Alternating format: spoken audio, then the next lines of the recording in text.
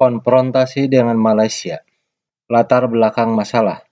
Masalah ini berawal dari munculnya keinginan Tengku Abdurrahman dari Persekutuan Tanah Melayu dan Lee Kuan Yew dari Republik Singapura untuk menyatukan kedua negara tersebut menjadi Federasi Malaysia.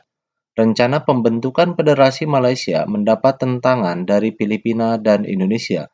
Filipina menentang karena memiliki keinginan atas wilayah Sabah di Kalimantan Utara. Filipina menganggap bahwa wilayah Sabah secara historis adalah milik Sultan Sulu.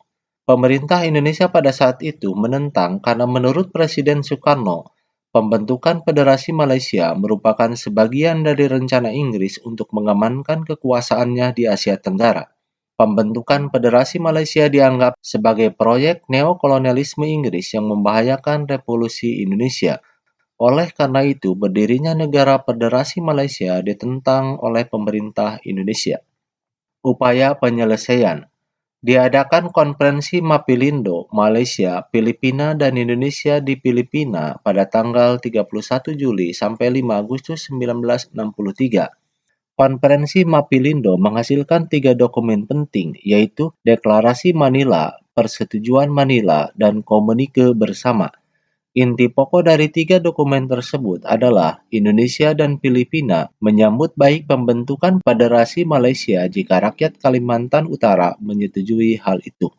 Selain itu, ketiga kepala pemerintahan setuju untuk meminta Sekjen PBB untuk melakukan pendekatan terhadap persoalan ini, sehingga dapat diketahui keinginan rakyat di daerah-daerah yang akan dimasukkan ke dalam Federasi Malaysia.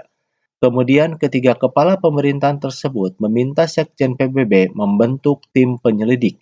Menindaklanjuti permohonan ketiga pimpinan pemerintahan tersebut, Sekretaris Jenderal PBB membentuk tim penyelidik yang dipimpin oleh Laurence Michel Moore. Tim tersebut memulai tugasnya di Malaysia pada tanggal 14 September 1963. Namun sebelum misi PBB menyelesaikan tugasnya dan melaporkan hasil kerjanya, Federasi Malaysia diproklamasikan pada tanggal 16 September 1963. Sehingga pada tanggal 17 September 1963, hubungan diplomatik Indonesia-Malaysia diputuskan.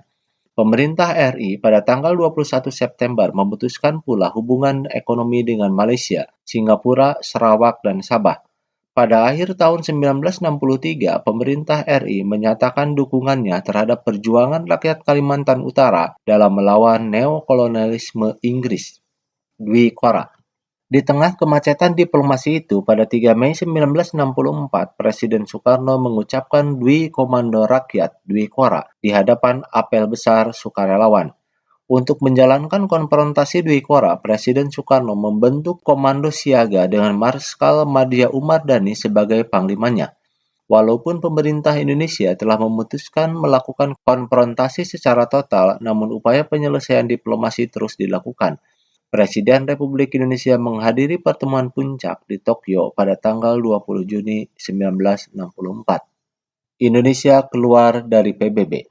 Di tengah berlangsungnya konfrontasi Indonesia-Malaysia, ternyata Malaysia dicalonkan menjadi anggota tidak tetap Dewan Keamanan PBB. Kondisi ini mendorong pemerintah Indonesia mengambil sikap menolak pencalonan Malaysia sebagai anggota tidak tetap Dewan Keamanan PBB. Sikap Indonesia ini langsung disampaikan Presiden Soekarno pada pidatonya tanggal 31 Desember 1964. Presiden Soekarno menegaskan bahwa keluarnya Indonesia dari PBB adalah karena masuknya Malaysia menjadi anggota tidak tetap Dewan Keamanan PBB. Ketika tanggal 7 Januari 1965, Malaysia dinyatakan diterima sebagai anggota tidak tetap Dewan Keamanan PBB. Dengan spontan Presiden Soekarno menyatakan Indonesia keluar dari PBB.